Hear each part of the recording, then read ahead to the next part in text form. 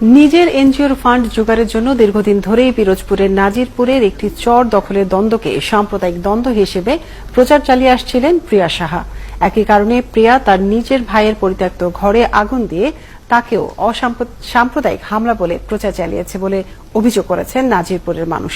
তাদের দাবি, নাজিরপুরে কখনোই সাম্প্রদায়িক সম্প্রীতি বিনষ্টের ঘটনা ঘটেনি।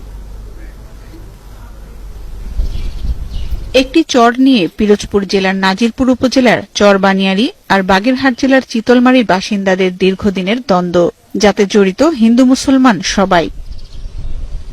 এই দ্বন্দ্বে প্রায়ই হামলা নির্যাতনের শিকার হন চরবানিয়ারির হিন্দু মুসলমান সব ধর্মের মানুষ। এই দ্বন্দ্ব কেবলই চর দখল নিয়ে, এর সাথে সাম্প্রদায়িকতার কোনো সম্পর্ক নেই। আমাদের হুমকি লাগাইছে যে তোদের একটা ঘর তো পোড়ানো হয়েছে আর সবগুলা পোড়ায়, এদের থেকে তাড়াই দেবো। আমি নিয়ে গ্যাঞ্জামের কারণে আমার বাবা, কাকা, ভাই, মুসলমানরা আমাদের কেউ কিছু বলেও নাই, কেউ কিছু করেও নাই। চরবানিয়ারির বাসিন্দা প্রিয়বালা বিশ্বাস, বিয়ের পর এখন প্রিয়া সাহা। তিনি দলিত শ্রেণীর মানুষ নিয়ে কাজ করে এমন এনজিও সারির নির্বাহী পরিচালক। এলাকাবাসীর অভিযোগ, নিজের এনজিওর ফান্ড জোগাড় করতে চরের দ্বন্দ্বকে সাম্প্রদায়িক দ্বন্দ্ব হিসেবে প্রচার চালান প্রিয়া। ওনার নেতৃত্বে এই ঘর দরজা পোড়ায় নিজেরা এই ঘটনা ঘটাইয়ে 1995-তে আমাদের 105খানা ঘর পোড়ায় দিয়া অনেক মুসলমানের বিরুদ্ধে মিথ্যা প্রবচনা দিচ্ছে। গেল মার্চে চরবানিয়ারিতে প্রিয়ার বড় ভাই সাবেক যুগ্ম সচিব জগদীশ চন্দ্র বিশ্বাসের একটি পরিত্যক্ত ঘরে রহস্যজনক আগুন লাগে। স্থানীয়দের অভিযোগ, প্রিয়া নিজেই ওই ঘরে আগুন লাগিয়ে একে সাম্প্রদায়িক হামলা বলে প্রচার করেছে। ওই প্রিয়বালা কয় কি যে ওই জায়গা যারাই আছে হিন্দু মুসলমান সব এই জায়গাতে তাড়াই দেবো। হিন্দু মুসলমান কোনো কেওয়াজ নাই, আমরা সবাই ভাই ভাই একত্রিত চলি।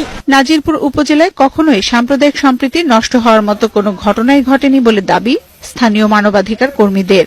নাজিরপুর একটি হিন্দু অধ্যুষিত এলাকা, এখানে দীর্ঘ বছর, শত শত বছর আমরা সম্প্রীতি বজায় রেখে চলছি। স্থানীয় সংসদ সদস্যও বলছেন, এই উপজেলার হিন্দু মুসলমান সহাবস্থান প্রশংসনীয়। কোনোভাবে ধর্মীয় সংখ্যালঘু সম্প্রদায়ের নির্যাতন বা অবিচার করার কারণে কোনো ঘর পুড়েছে, এ জাতীয় অভিযোগ সম্পূর্ণরূপে অসত্য। যুক্তরাষ্ট্রে পড়াশোনা করেন প্রিয়া সাহার দুই মেয়ে। প্রিয়া মার্কিন যুক্তরাষ্ট্রে গিয়ে ব্যক্তিগত স্বার্থ আদায়ের জন্যই ডোনাল্ড ট্রাম্পের কাছে বাংলাদেশের বদনাম করেছেন বলে মনে করেন নাজিরপুরের মানুষ। মুসলিম ফান্ডামেন্টালিস্ট গ্রুপ। শাহরিমা বৃত্তি, ৭১।